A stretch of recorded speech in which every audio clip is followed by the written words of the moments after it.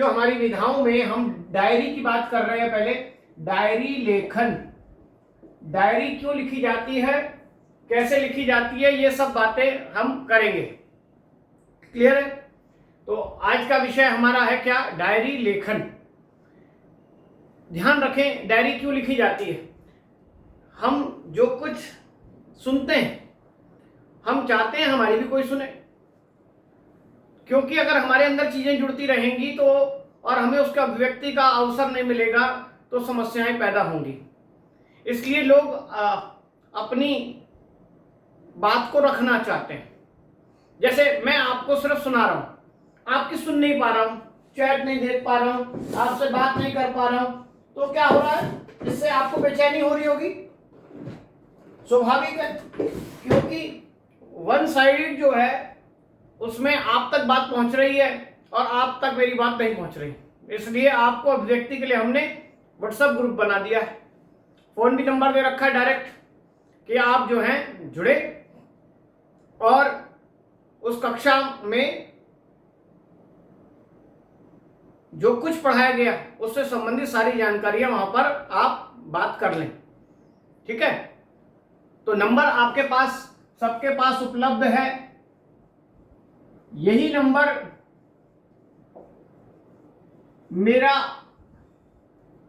सब जगह आपको मिल जाएगा, इसी पर बात कर सकते हैं।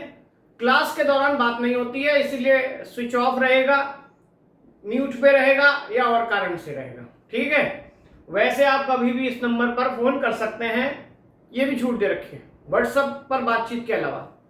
तो आज का विषय जो हमारा है वो है डायरी लेखन। तो डायरी लेखन में मैंने कहा कि डायरी हम क्यों लिखते हैं, क्योंकि हमें अपनी अभिव्यक्ति करनी है।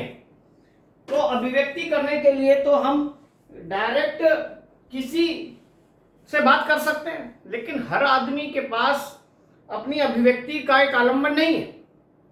किससे बात करें? बहुत से लोग एकाकी हैं, अकेले हैं।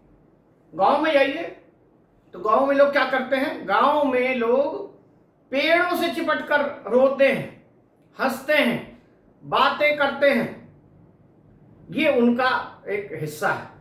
ये ऐसा ना करें, वो पागल हो जाएंगे। अरस्तु के सिद्धांत की ओर जाएं तो अरस्तु ने जो विरेचन का सिद्धांत दिया इसीलिए दिया था कि अगर ऐसा नहीं करेंगे तो क्या होगा, मानसिक रूप से बीमार हो जाएंगे और उससे हमें इजाद पाने के लिए या अपने आप को सुधार पाने के लिए क्या करना पड़ेगा? विरेचन की प्रक्रिया में जाना पड़ेगा। तो ऐसे लोगों को अपनी अभिव्यक्ति के लिए एक साधन दोस्त मिलता है, कौन? डायरी। उसमें लिख देते हैं सब कुछ, अपनी बातें, हल्के हो जाते हैं। बोल देना, लिख देना एक थेरेपी है, हल्के हो जाते हैं। मैंने तुम्हें पढ़ाने के लिए जितना कुछ यहां सहेजा हुआ है इतना भार मेरे सर पर है भी, लेकिन यहां उतार कर जाऊंगा, तुम्हें बोल जाऊंगा तो क्लास के बाद एकदम हल्का हो जाएगा मेरा शरीर, भूख लगेगी। ऐसा होना चाहिए। आप देखिए, बहुत देर तक आप पढ़ते रहते हैं तो आप कहते हैं घर में मम्मी को सर दर्द हो रहा है। ये सर दर्द क्यों हो रहा है? क्योंकि आपने इतना कुछ भर लिया, जमा कर लिया, उसे डाइजेस्ट नहीं कर पाए अभी। और डाइजेस्ट करने के दो तरीके हैं। एक तो शारीरिक रूप से उसको डाइजेस्ट करना, थोड़ी देर रखें, उसको रमने दें।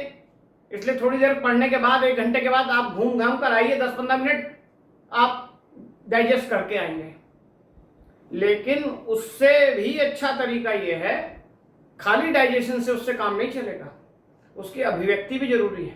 अगर वही पढ़ा हुआ अगर आपका कोई किसी दोस्त को बता दो ये ऐसे है, वो ऐसे है, तो जो आपने पढ़ा है वो आपका और ज्यादा पुष्ट हो जाएगा, डाइजेस्ट हो जाएगा।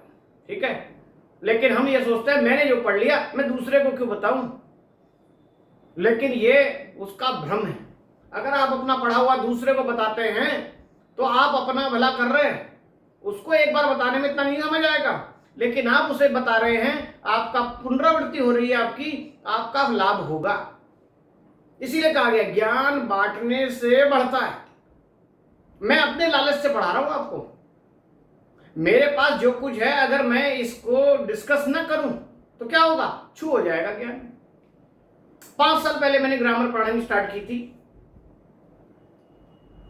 अध्ययन मंत्रा में जो राहुल सर आपको पढ़ाते हैं हमारे स्टूडेंट हैं 5 साल पहले के। और तब मैं ग्रामर जब पढ़ाता था तो ग्रामर समझ आती थी लोगों के। लेकिन मैंने उसके 1 साल बाद ग्रामर छोड़ दिया, लिटरेचर पढ़ाना स्टार्ट कर दिया हायर लेवल पर। तो क्या मैं ग्रामर भूल गया, मुझे नहीं आती? राहुल सर बहुत अच्छा पढ़ाते होंगे, ऐसा हम कंपैरिजन करने लगेंगे तो मैं कहूंगा हाँ अभी तो अच्छा पढ़ा रहे हैं। क्यों पढ़ा रहे हैं? क्योंकि मेरा अनुभव, प्रैक्टिस अभी छूट गई होगी। मैंने 4 साल से ग्रामर नहीं पढ़ाई और वो 4 साल से ही ग्रामर ही पढ़ा रहे हैं। तो मेरे पास लिटरेचर का अभी अनुभव बहुत हो गया, ग्रामर अभी 5 साल पुरानी है। क्या होगा? अब मैं उस ज्ञान को यहां बांट रहा हूं, बांटूंगा ग्रामर को, तो क्या होगा? बढ़ने लगेगी चीज। ये आपको मैं इसलिए समझा रहा हूं, आप टीचर बनने जा रहे हैं, सेल्फिश टीचर मत बनना। कैसे टीचर बनना? ज्ञान बांटने वाले बनना। पैसे से बांटोगे बहुत अच्छी बात है, पैसा भी मिलेगा। वैसे भी बांटोगे तो भी नुकसान नहीं होगा कभी। दोनों चीजों का ध्यान रखना आप। तो डायरी जो है अभिव्यक्ति का एक बहुत बढ़िया माध्यम है उन लोगों के लिए स्पेशल जो एकाकी है। ठीक है, अपनी बात सारी लिख देते हैं और फिर जो है हल्के हो जाते हैं, फिर नींद आती है। उससे पहले नींद नहीं आती, बेचैनी रहती है। तो ये जो डायरी होती है ये व्यक्तिगत भावों, विचारों का संकलन है। व्यक्तिगत भावों और विचारों का संकलन है। जब भी कोई डायरी लिखता है तो उसमें समय, तिथि, ये और स्थान, ये सब चीजें मेंशन करता चलता है, जिससे वो एक रिकॉर्ड रूप में रहता है। आत्मकथा में शुरू से आखिरी तक की चर्चा होगी, लेकिन ऐसी दिनांक, तिथि वगैरह की चर्चा नहीं होती है। और ये किस शैली में लिखा जाता है? आत्मकथात्मक शैली में लिखा जाता है। डायरी जो है आत्मकथात्मक शैली में लिखी जाती है। लेकिन ये नहीं कि दिन भर आपने क्या खाया, क्या पिया, सब कुछ लिख दें। सिर्फ इसमें क्या लिखा जाएगा? दिल को छूने वाले यानी संवेदनात्मक क्षणों और घटनाक्रमों का वर्णन होगा इसमें। ठीक है, लेकिन ये डायरी व्यक्तिगत होती है, लिखा है व्यक्तिगत भाव, लेकिन डायरी में लिखने वाले भाव व्यक्तिगत जो थे वो व्यक्तिक नहीं रहते, निर्व्यक्तिक हो जाते हैं। जैसे हमने पहले कहा, काव्य वही सफल है जो निर्व्यक्तिक हो जाए।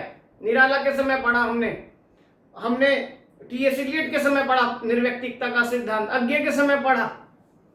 तो ठीक वैसे ही ये जो भाव या विचार प्रस्तुत होते हैं वो किसके लिए होने चाहिए? समाज से जुड़े हों, समाज से जुड़े हों। ठीक है, जैसे कोई इंसिडेंस आज दिन भर में मैंने देखा, वो मुझे आहत कर गया कि एक जो पुरुष है एक स्त्री को बेतहाशा मार रहा है क्योंकि उसका पति है। ये चुभन मेरे अंदर आ गई कि ऐसा जालिम इंसान है, जानवरों से बदतर तरीके से पीट रहा है। अब मैं उसको लिखना चाहता हूं डायरी में, तो लिख रहा हूं तो किस लिए? केवल अपनी संवेदना व्यक्त करने के लिए नहीं। साथ में जब इस डायरी को, मेरी विचारों को कोई पढ़ेगा, मेरी भावनाओं को जो पढ़ेगा, तो समाज भी इससे एक दिशा लेगा और कहीं ना कहीं चिंतक रूप में उभरेगा, कोई समाधान निकलेगा। इसलिए जो कुछ डायरी में लिखा जाता है वो व्यक्तिगत होता है, लेकिन जब लिख दिया जाता है तो समाज से जुड़ी हुई बात होती है। क्योंकि यह डायरी किसके लिए लिख रहा है? केवल अपनी अभिव्यक्ति के लिए नहीं, यह डायरी समाज पढ़ेगा। इसलिए हमने हिंदी साहित्य का जब इतिहास पढ़ेंगे तो एक विधा है डायरी, जैसे रेखा चित्र, संस्मरण, आत्मकथा, वैसी डायरी है। क्यों लगी हुई है डायरी एक विधा? कि जिन्होंने अपनी डायरी लिखी उनके विचार या भाव जो हैं व्यक्तिगत, जो समाज से जुड़े हुए हैं, वो पढ़ें और हम उससे प्रेरित हों, इसलिए वो विधा बन गई है। वास्तव में डायरी में क्या होता है? जो विचार या भाव हम कह नहीं सके वे लिखे जाते हैं।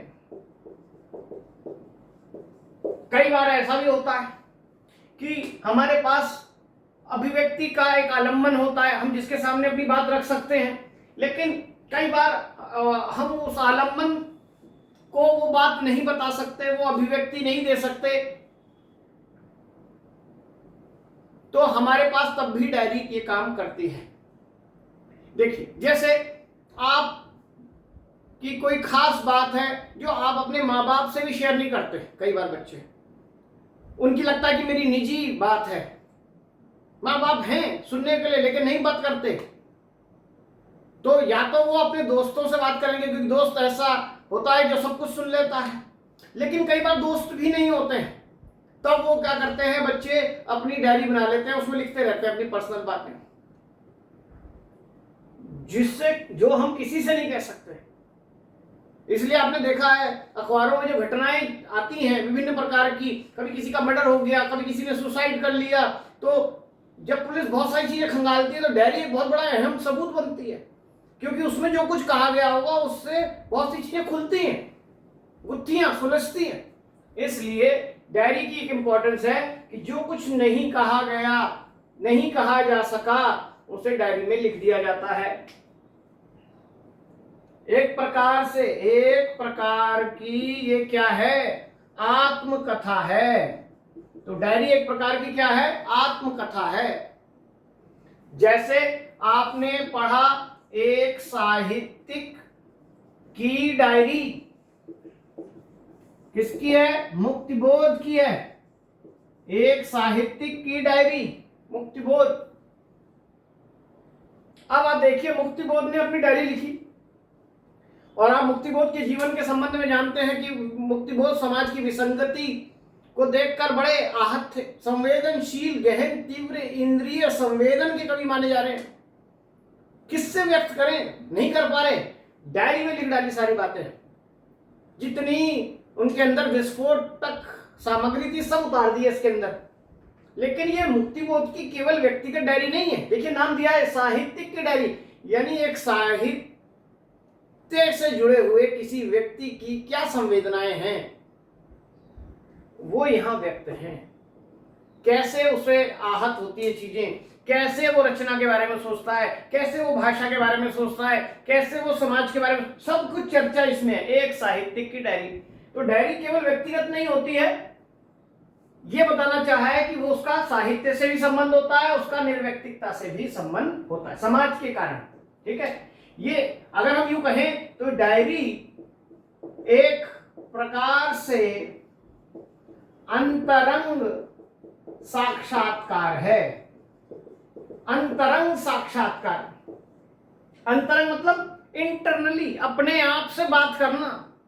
डायरी जो है, डायरी किसी ने किसी की डायरी देख लीजिए, पढ़ लीजिए, तो आपको लगेगा आप उस आदमी से खुद खड़े होकर बात कर रहे हैं, उससे उसका इंटरव्यू ले रहे हैं। अपना इंटरव्यू खुद लेना, ये है डायरी, यूं कह सकते हैं। ठीक है, तो ये हमारी एक प्रकार की क्या है, दोस्त है। मैंने कहा जिसके पास दोस्त नहीं है वो हम इसमें सब चीजें व्यक्त करते हैं। तो डायरी की शैली आत्मकथात्मक शैली होनी चाहिए, व्यक्तिगत भाव या विचार होने चाहिए, लेकिन वो व्यक्तिगत भाव या विचार नहीं जिससे समाज को कोई लेना देना नहीं कि मैंने क्या खाया क्या पिया। वो घटनाएं, वो संवेदनाएं जो अभिव्यक्ति के लिए कुलाचे भर रही हैं, जो आपको बेचैन कर रही है, सोने नहीं दे रही, उन्हें उतारिए डायरी में। और ये जरूरी नहीं कि जिसके पास आलम्बन नहीं है, अभिव्यक्ति आप कर रहे हैं, कोई सुनने वाला नहीं है, सिर्फ वही डायरी लिखे।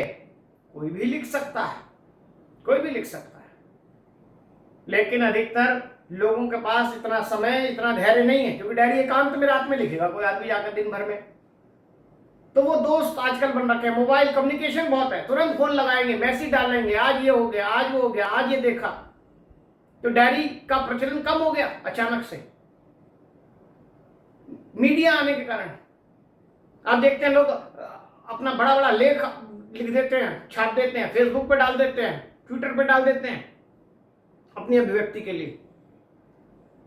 ठीक है, तो डायरी का प्रचलन थोड़ा इसलिए कम हुआ क्योंकि ये जो न्यू मीडिया आई उससे प्लेटफॉर्म बहुत बने अभिव्यक्ति के। जो कहना है आप आराम से बिना कम शब्दों में और कम समय में ज्यादा बात कह सकते हैं। ठीक है, थोड़ा प्रभाव पड़ा, लेकिन डायरी अपने आप में एक काम करती है। तो ये जो लेखन है इसको आपको जरूर याद रखना है। ठीक है।